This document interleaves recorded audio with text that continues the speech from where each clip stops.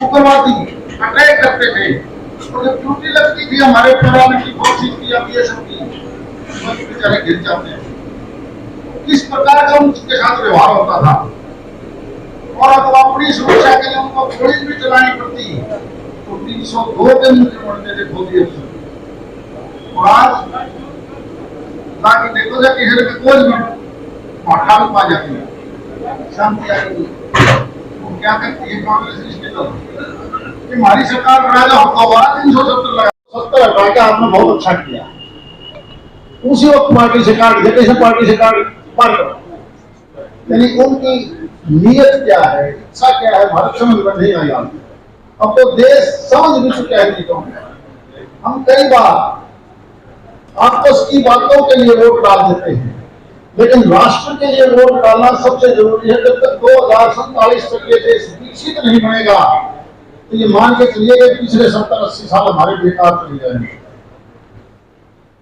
आप अगर एक एक चीज को देखोगे, देश को, आप सिर्फ और सिर्फ 2013-14 का केंद्रीय बजट पढ़ के देखना, ये जिस प्रकार का भी टैक्स इकट्ठा होता है प्रदेश और देश का, केंद्र का बजट था टोटल 18 लाख करोड़ रुपए एक साल। लेकिन मोदी जी की समझदारी देखिए, उन्होंने सबसे पहले नोट बंद नहीं किया, और अमृत या म्यूनिसिपालिटी ने फिर जीएसटी बना दिया, सारा टैक्स का रास्ता एक कर दिया। आज वही पैसा जो 18 लाख करोड़ रुपए इकट्ठा होता था बगैर कोई नया टैक्स लगाए, आज हो जाता है 49 लाख करोड़ रुपए। थोड़ा नहीं, 49 लाख करोड़, यानी एक साल का 31 लाख करोड़ रुपया कहीं ना कहीं बता रहा था। अब दाम कैसे रहा था, बड़ी बड़ी कंपनियां, करोड़ कंपनियां बना के लोग 2000 करोड़ का फ्रॉड, 5000 करोड़ का फ्रॉड, 1700 करोड़ का फ्रॉड।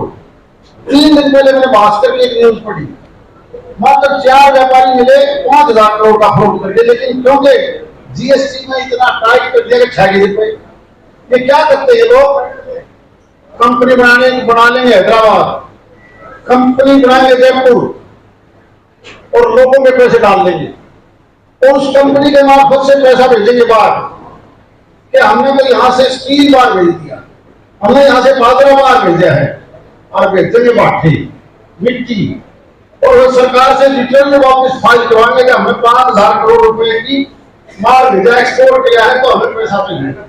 इस प्रकार से 29 लाख करोड़ रुपया सालाना कहा जाता था। अब उसी पैसे से नेशनल हाईवे, सड़कें, उसी पैसे से नहर, मेडिकल कॉलेज, फौज के ऊपर पैसा लगाना, ये नया पैसा नहीं है, वही पैसा है जो कुछ लोग खाते हैं, वही पैसा है, और उसी पैसे से गरीब की रस्सी। एक बड़ा कार्यकर्ता सम्मेलन महेंद्रगढ़ विधानसभा का आप देख रहे थे। हर गांव से, हर वार्ड से, पूरी नगरपालिका परिषद, चेयरमैन सहित सभी पार्षद, बीडीसी, महेंद्रगढ़ की चेयरपर्सन विजय लक्ष्मी खोसा, सतनाड़ी ब्लॉक समिति की चेयरपर्सन विजय लक्ष्मी खोसा, मोनिका जी, जिला के हमारी प्रभारी, हरियाणा भारतीय जनता पार्टी में प्रदेश में मंत्री गार्गी कक्कड़, जिला के अध्यक्ष दयाराम जी यादव, हमारे जिला के महामंत्री ठाकुर भवानी सिंह, अमित मिश्रा, बीजेपी प्रदेश कार्य समिति के सदस्य देवेंद्र यादव, राजेंद्र लांबा, सुधीर जी दीवान, हमारे 5 मंडल अध्यक्ष, नांगल सरोई मंडल के अध्यक्ष विवेक खैरवाल, महेंद्रगढ़ ग्रामीण के अध्यक्ष नौरंग सिंह तंवर, जिला के उपाध्यक्ष मुकेश शर्मा, जिला में मंत्री, सतनाड़ी की सारी शेखावत सरदारी, मुन्ना भाई शेखावत, कप्तान डॉक्टर राजेंद्र सिंह शेखावत, सुरेंद्र जेलदार, वीर सिंह, सारी दीवान सिंह शेखावत, ओम प्रकाश बचीनी, सब लोग आज इस कार्यकर्ता सम्मेलन में चुनी हुई संस्थाओं के और अर्चना ठाकुर महिला मोर्चा की प्रदेश में मंत्री हैं, बहन चंद्रकला यादव खातून एडवोकेट हमारी महिला मोर्चा की प्रदेश की मेंबर हैं। 25 तारीख को बड़ा कार्यक्रम सब्जी मंडी महेंद्रगढ़ में है, बड़ा महत्वपूर्ण हो गया है। 102 लोकसभा चुनाव में मतदान हो गया 19 अप्रैल को, और जो सूझबूझ पत्रकार हैं जो वो हैं, उनका कहना है कि 102 में से 70 सीटों पर भाजपा उम्मीदवार जीत रहे। संयोग से ये सीटें ऐसी थी जहां 90% पोलिंग होता था, चाहे वो बंगाल की है, चाहे वो यूपी की है, चाहे आजमगढ़ की रामपुर है, चाहे वो। और विश्लेषण करने वालों ने कहा कि राम लहर चल रही, ये चुनाव राम भक्तों के बीच में और राम विरोधियों के बीच में ये चुनाव खड़ा हो गया। ये राष्ट्रवादी बीजेपी राम की ध्वजा पकड़ करके नरेंद्र मोदी सबसे आगे चल रहे हैं। कांग्रेस ने जो 2 बड़े पाप किए, एक तो राम जी के बारे में सुप्रीम कोर्ट में एफिडेविट दे दिया कि राम कल्पना है, कोई व्यक्ति हुआ नहीं। इससे हिंदुस्तान की आबादी को बहुत बड़ी ठेस लगी। दूसरा पाप, इन्होंने रामलला की प्राण प्रतिष्ठा का बहिष्कार किया और इंडी गठबंधन ने सीपीआईएम के मैनिफेस्टो में ये कह दिया कि भारत का जो परमाणु शस्त्र है उनको हम समुद्र में डाल देंगे, यानी भारत की सुरक्षा को सीधा चुनौती देंगे।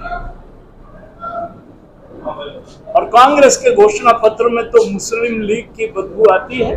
मैं इन्हीं शब्दों के साथ अपने महेंद्रगढ़ के सभी मेरे पत्रकार साथियों से निवेदन करता हूं कि 25 तारीख को आप सब लोग रहना, और इस बार 400 पार। हम चौधरी धर्मवीर से दूसरे साथी साहिबान पत्रकार भाइयों,